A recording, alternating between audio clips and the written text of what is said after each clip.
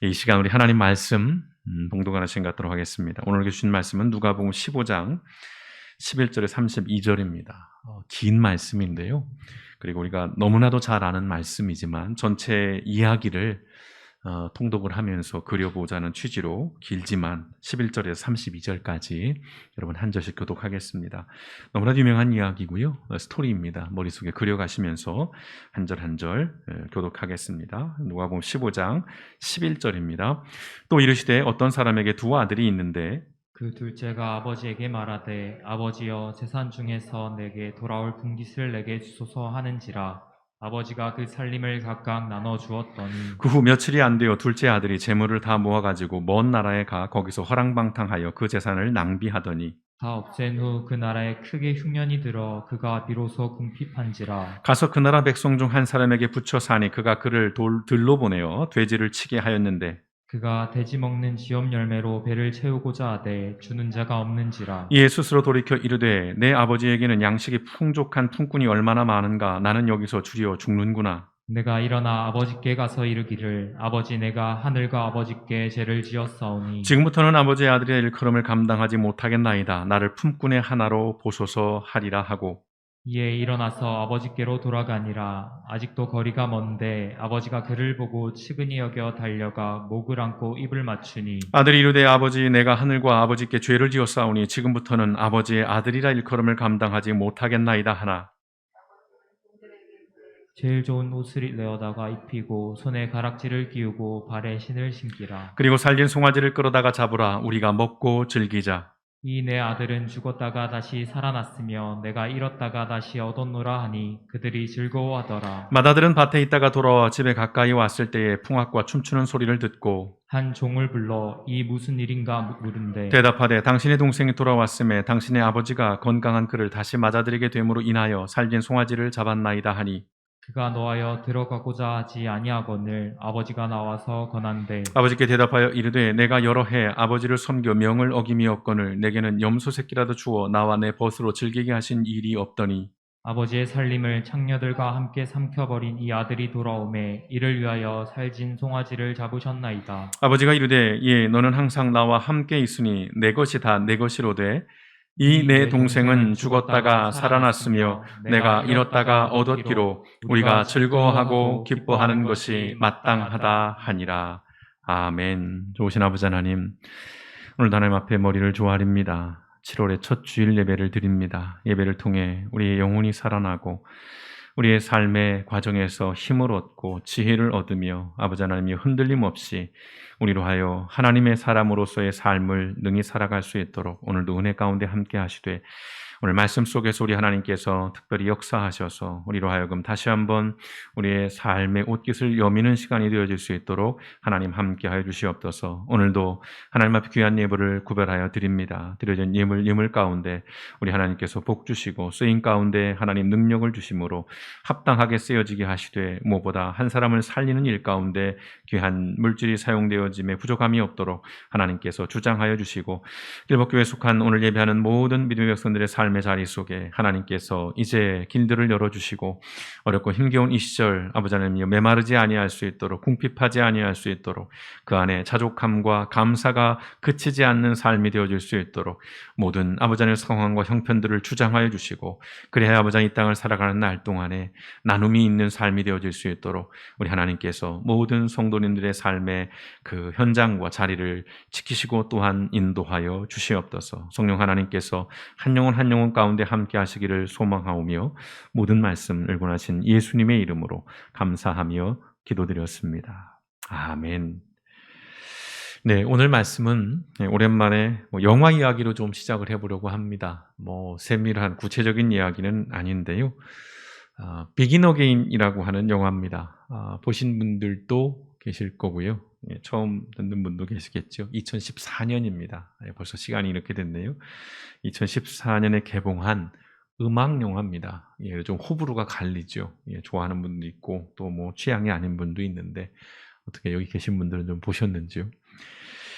음악 영화입니다만 그러나 모든 영화가 그렇듯이 저 영화에도 인생 그리고 삶에 관한 이야기들을 담고 있습니다. 간략하게 요약하자면 한때는 잘 나갔던, 그러나 지금은 그 명성을 다 잃어버리고 심지어는 그 직장에서 해고를 당한 음반 제작자, 프로듀서죠. 음반 제작자와 그리고 또 한 사람, 무명 시절을 걷다가 이제 유명세를 얻게 돼. 이제 스타가 된 그 가수, 그 남자 친구를 잃어버린 싱어송라이터가 함께 만나는 이야기입니다. 지금 여러분 화면에 보시는 것처럼 남자가 프로듀서고 여자가 그 남친을 잃어버린 가수인데요. 영화 제목 그대로입니다. 각자의 인생과 삶을 비긴 어게인 하는 이야기입니다. 다시 시작하는 이야기입니다.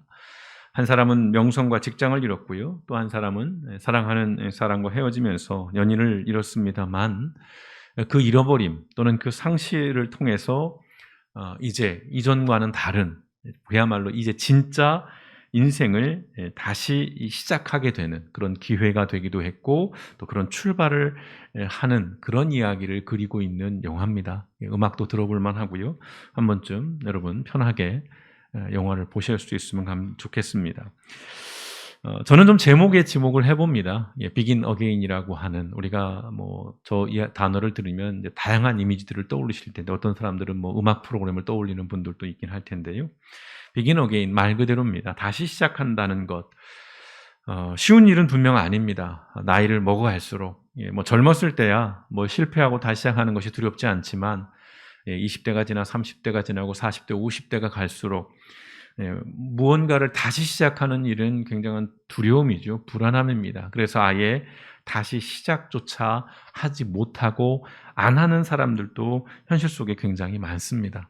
분명한 것은 다시 시작할 수 있다는 것은 감사한 일일 것입니다. 그리고 희망찬 일일 것이에요. 내가 무언가를 다시 시작한다는 것. 오늘 이야기를 좀 해보려고 합니다. 오늘 예수님의 말씀은 이런 어떤 비긴 어게인, 다시 시작할 수 있는 기회를 얻은 사람에 관한 이야기인데요. 오늘 본문의 말씀은 우리가 탕자의 비유로 알고 있는 매우 유명한 이야기입니다. 수많은 연극도, 또 교회를 다니지 않는 사람들도, 또는 다양한 인문학에서 이 어떤 비유로, 예화로 인용해가는 그런 이야기, 탕자의 비유. 저 그림도 굉장히 유명한 그림이죠. 우리가 잘 알고 있습니다. 그럼에도 오늘 이 잘 알려진 이야기를 다시 한번 요약해서 들려드리는 것은, 이 잘 알려진 이야기 속에서 혹시라도 우리가 다시 붙잡고 기억해야 할 것들이 무엇인지를 좀 되새겨 봤으면 하는 마음인데요. 이야기는 이렇습니다. 어떤 사람에게 두 아들이 있었습니다. 그러다 어느 날 둘째 아들이 아버지에게 유산을 미리 달라고 요구합니다. 이것은 매우 무례하고 폐륜적인 요구입니다. 지금 우리 시대에도 이것은 정상적인 것은 아니죠. 여러분의 자식이 갑자기 아버지 내 몫의 재산 좀 주세요. 이것은 좀 합당하지 않은 것인데, 더구나 이 시대에 이것은 굉장히 폐륜적이에요. 왜냐하면 유산은 아버지가 죽은 이후에나 받을 수 있는 겁니다. 이 당시의 문화 간습 제도들은요. 그러니까 살아있는 아버지를 지금 이 아들은 죽은 사람처럼 여기는 것, 또는 죽어버렸으면 하는 그런 마음까지 가지고 자기의 몫을 요구하고 있는 것이지요. 자, 그럼에도 아버지는 재산을 나누어 줍니다. 그리고 우리가 잘 아는 것처럼 둘째 아들은 그 모든 재산을 현금화해서 이제 도시로 나가게 되죠. 그리고 그것을 의미 있게 쓰지 못하고 다 그 재산을 탕진해 버립니다. 오늘 성경 말씀은 허랑방탕 했다라고 하는 것. 그래서 영화에 보면 이제 막 술집에 가서 사람들에게 꼬드김을 당해서 돈을 다 털리게 되는 장면들로 묘사가 되는데요. 결국 이 둘째 아들은 오늘 우리들의 익숙한 표현으로 보자면 노숙자가 됩니다. 이제 거리에서 이제 거지처럼 거지꼴을 하게 되는데, 여러 가지 어려움을 겪다가 이 아들이 이제 생각을 해보는 것이지요. 야, 내가 이렇게 살면 안 되겠다. 그래서 생각한 게 아버지 집이죠. 내가 아버지 집으로 돌아가야겠다. 자, 그러나 이제 염치는 있는 것이죠. 당당하게 아들로서 돌아가는 것은 아니고, 내가 거기 가서 이제 품꾼으로, 내가 종으로라도 아버지 집에 가서 내가 일해야지. 내가 이제 아들의 신분, 내가 그거 요구할 수 없으니까 집으로 돌아갑니다. 그리고 돌아오는 아들을 만나게 되죠. 오늘 말씀의 20절에 보시면, 이에 일어나서 아버지께로 돌아가니라. 둘째가 갑니다. 아직도 거리가 먼데 아버지가 그를 보고 측은히 여겨 달려가 목을 안고 입을 맞추니. 늘 이 말씀을 묵상할 때 이 장면을 볼 때는 좀 뭉클합니다. 좀 목이 메이기도 하고요. 눈물이 좀 핑 돌기도 합니다. 아직도 거리가 먼데 아버지가 그를 보고 측은히 여겨 달려가 목을 안고 입을 맞추니라는 것. 늘 기다리는 것이지요. 문을 잠글 수 없다라는 이야기들, 이사를 가지 못하는 이야기들을 우리가 덜어 듣습니다. 실종된 자식들을 위해서 비번을 바꾸지 못하고 열쇠를 바꾸지 못하고 심지어는 이사를 가지 못하는, 그리고 문을 잠그지 못하고 수십 년을 사는 사람들의 이야기들을 우리가 종종 듣게 되는데요. 이 아버지도 마찬가지입니다. 늘 기다린 것이죠. 근데 멀리 이제 거짓골을 하고 돌아오는 아들을 보고 그야말로 옛날식 표현으로 하면 버선발로, 신발도 신지 않고 뛰어나가는 것입니다. 오늘 핵심은 측은이에요. 불쌍히 여기는 것이죠. 그리고 달려나가서 목을 안고 입을 맞춘다는 것입니다. 아들의 자격이 없음을 이제 아버지 앞에서 고백을 해요. 막 주저리 얘기하는데 이 아버지가 듣질 않아요. 그리고 본인의 말만 합니다. 뭐라고 말합니까? 22절에서 23절. 아버지는 종들에게 이르되 제일 좋은 옷을 내어다가 입히고 손에 가락지를 끼우고 발에 신을 신기라. 그리고 살진 송아지를 끌어다가 잡으라. 우리가 먹고 즐기자. 아들이 민망하게 하는 말들, 그거 듣지 않는 거예요. 오히려 종들에게 이야기합니다. 옷 좀 입혀라. 가락지를 끼우고 신발을 신기고. 여기에 굳이 신학적인 설명들을 하자면 아들의 지위, 아들의 신분을 회복시켜 준 거예요. 반지를 끼워주고 신발을 씌웠다는 건 종이 아닌, 남이 아닌 이제 아들이라고 하는 그 신분을 다시 인정해 주는 그런 이야기인데요. 오늘 이 탕자의 비유에서 보통 우리는 이 둘째, 이 탕자라고 얘기하는 이 아들에 우리가 좀 집중을 하죠. 일반적으로는. 그러나 이 이야기의 주인공은 명백하게 예전이나 지금이나 아들이 아니죠. 집 나간 둘째 아들, 모든 것을 탕진하고 거짓골을 하고 돌아오는 이 아들이 아버지의 집으로 돌아가야겠다라고 생각을 하고 그것을 실행한 일은 잘한 거예요. 정말 잘한 겁니다. 아버지 집으로 돌아가겠다. 아버지를 생각하고 아버지 집에 가겠다라고 해서 실제로 그 걸음을 옮긴 것은 분명 잘한 것입니다. 그러나 아버지를 버리고 집을 나간 둘째 아들이 집으로 돌아왔다는 것보다 더 중요한 것, 그것은 그 아들을 아버지가 받아주셨다는 겁니다. 이 이야기의 핵심은 여기에 있는 것이죠. 우리가 잘 아시는 것처럼. 아버지는 거짓골을 하고 돌아오는 아들을 바라보면서 아까 어떤 감정이었죠? 측은히, 불쌍히 여겼어요. 긍휼히 여겼다는 것이죠.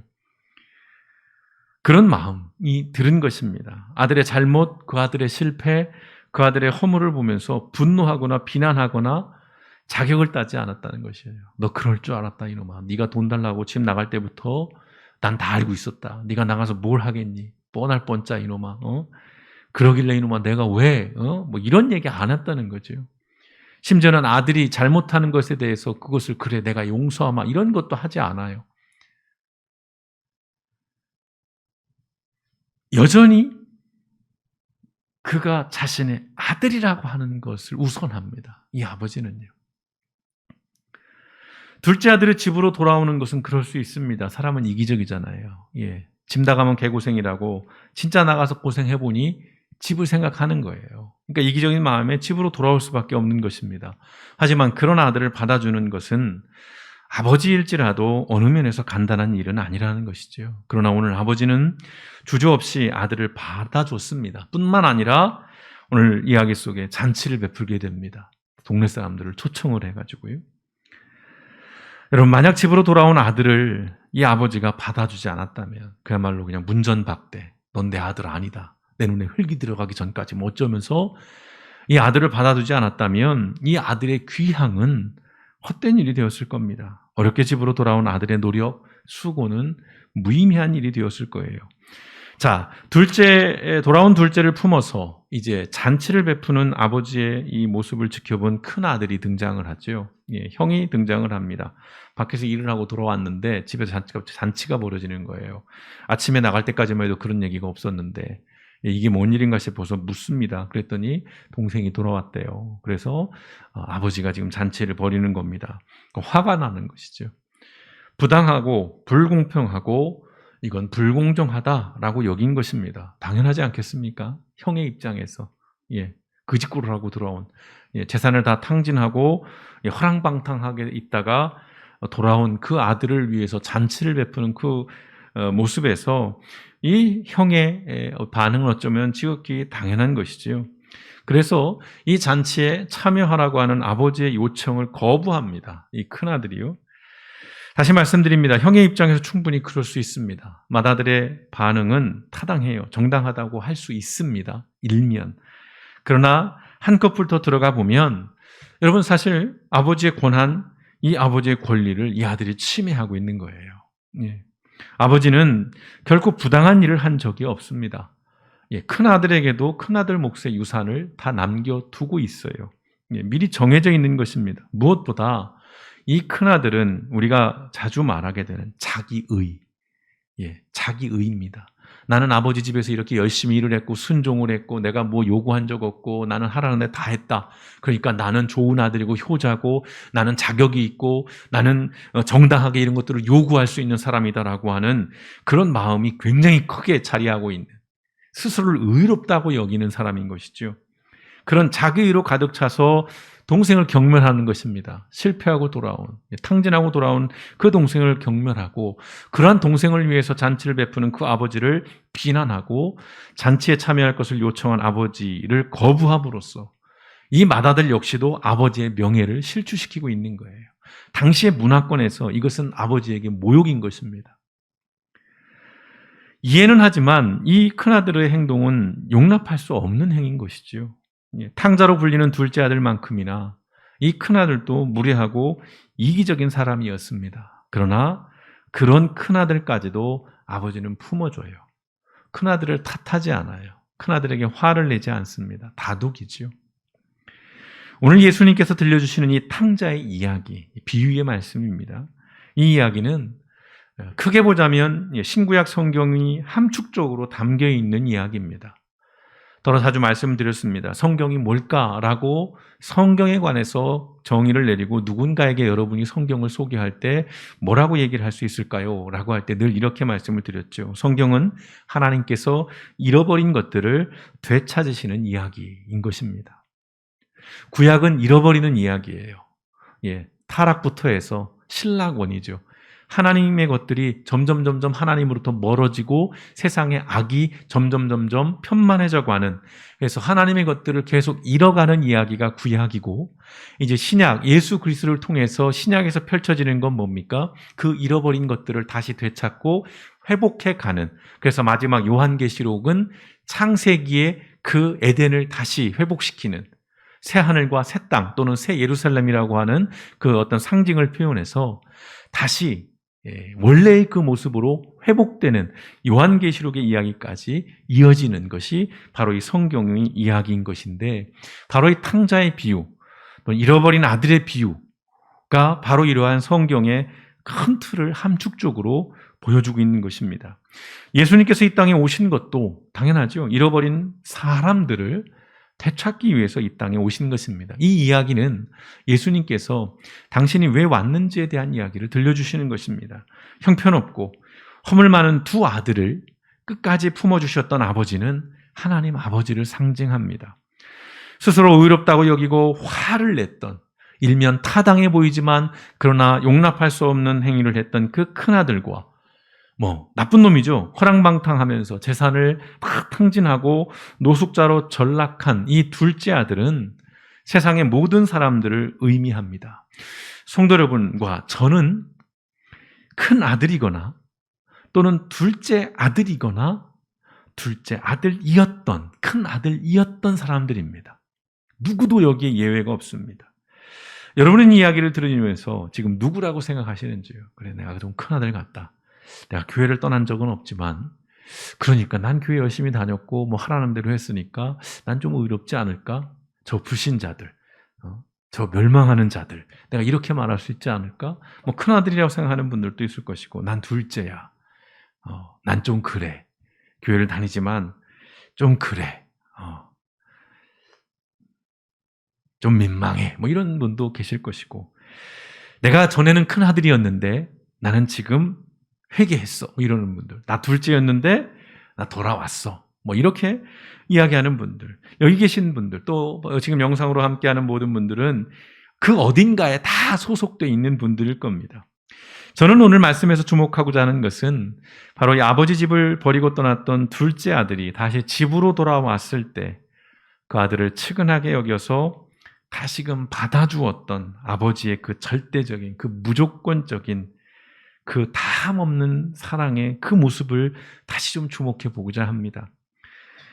이런 아버지의 사랑은 철저하게 실패하고 또 완전하게 무너졌던 둘째 아들에게 다시 시작할 수 있는 기회를 준 사랑이에요.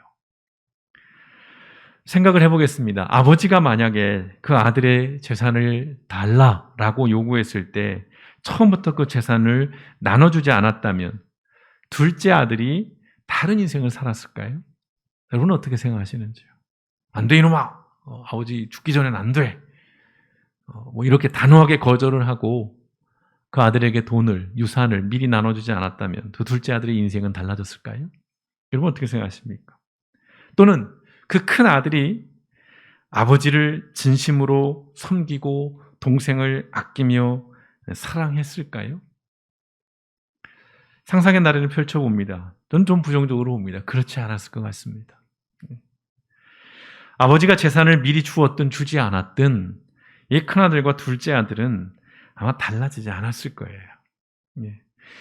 오히려 아버지 집을 떠나서 처절하게 실패했던 그러한 경험이 이 둘째 아들에게는 정말로 소중한 것이 무엇인지를 깨닫는 계기가 되었을 것입니다. 사람은요, 늘 그렇습니다. 저도 그렇고 여러분도 그러시겠지만 무언가를 잃어버린 후에 그것의 소중함을 그때 알게 돼요. 아, 그 사람이 나에겐 정말 중요한 사람이었어. 아, 정말 그거지. 그 시간이, 그 순간이, 그 상황이 나에겐 정말 최고의 시간이었어라는 것을 곁에 있을 땐 몰라요. 늘 내게 주어지고 있을 때는 모릅니다. 그것을 잃어버리고 나면, 상실하면, 떠나가면 그제서야 그것의 소중함, 그것의 가치를 깨닫게 되는 것이 바로 우리들이죠. 우리가 끊임없이 후회하는 인생을 살 수밖에 없는 이유가 바로 여기에 있습니다. 집으로 돌아온 자신을 기꺼이 받아주신 이 아버지의 사랑으로 이 둘째 아들은 다시금 아버지 집에서 아버지의 아들로서의 삶을 다시 시작할 수 있는 기회를 얻게 되었다는 것입니다. 여러분 기억하십시오. 우리는 무언가를 잃어버리고 난 후에 그것의 소중함을 깨닫지만 하나님은요, 한순간도 소중한 것이 무엇인지를 결코 잊지 않으신다는 것입니다. 오늘 이야기에 등장하는 아버지의 모습이 그렇잖아요. 둘째 아들이 집에 있을 때에도, 아버지 마음에 상처를 주고 집을 떠나갔을 때에도, 또 모든 것을 탕진하고 거짓고리를 하고 집으로 돌아왔을 때에도 아버지에게 둘째 아들은 항상 소중하고 사랑스러운 자녀였다는 것입니다. 소중하지 않았던 적이 없어요. 자기에게 그런 무례한 요구를 하며 집을 떠나가서 아들이 없는 아들의 부재 상황 속에서도 이 아버지에게는 여전히 아들이었다는 것입니다. 그것도 너무나도 소중한, 너무나도 사랑하는 아들이었다는 것입니다. 여러분, 이 사실이요, 이런 아버지의 사랑으로 인해서 우리가 끊임없이 불순종하고 실패하고 넘어지며 살지만 그럼에도 다시 시작할 수 있는 희망이 되고요, 이것이 우리에게 위로가 된다는 것입니다. 생각을 해봅니다. 여러분도 한번 상상을 해보시죠. 둘째 아들이 그렇다면 그 이후에 아버지가 와서 새로 옷도 입혀주고 반지도 신발도 신겨주고 잔치도 베풀어 줬어요. 그 잔치가 끝나고 일상으로 돌아온 이후에 그 둘째 아들이 잘 살았을까요? 아버지에게 순종하면서 효도하면서 착실하게 형과 함께 같이? 알 수는 없지요. 또다시 실패하고 무너졌을 수도 있습니다. 잠깐 정신 차리고 한 달쯤 두 달쯤 아버지 눈치 살살 보다가 이제 아버지가 용서한 것처럼 보이니까 이제는 아버지에게 달라고 요구할 수는 없으니 아버지 통장, 아버지 지갑 쓱 뒤져가지고 또 뛰쳐나갔을 수도 있어요. 인간은 충분히 그럴 수 있습니다. 큰 아들이 이 동생을 다시 받아주었을지 어땠을지 모르겠어요. 그 잔치 이후에. 예. 근데 분명한 건 있습니다. 예. 아버지는 여전히 사랑으로 두 아들을 품고 변함없이 사랑했을 것이라는 겁니다. 이건 변하지 않는다는 거예요. 여러분, 삶을 살다 보면 성공하고 승리하는 것을 통해서가 아니라 실패하고 패배하고 상실하는 것을 통해서 우리는 더 많은 것을 얻기도 합니다. 참 뼈 아프죠. 예. 그야말로 똥인지 된장인지 이건 찍어 먹어보지 않아도 아는데 우리네 인간은 자꾸 똥을 찍어 먹어 본다는 이야기를 자주 드려봅니다. 물론 여러분, 성공했다고 해서 또는 실패했다고 해서 모두가 언제나 선한 결과를 만들어내는 것은 아니에요. 성공이 독이 되는 경우들도 우리는 허다하게 봅니다. 야, 저 사람이 저 일을 이뤄내지 않았다면, 저 사람에게 저것이 주어지지 않았다면, 저 사람이 저 지위에 올라가지 않았다면 최소한 인생이 저렇게 망가지진 않았을 텐데, 그런 일들을 우리가 자주 봐요. 또는 한 번의 실패로 두 번 다시 기회를 얻지 못하는 경우도 허다합니다.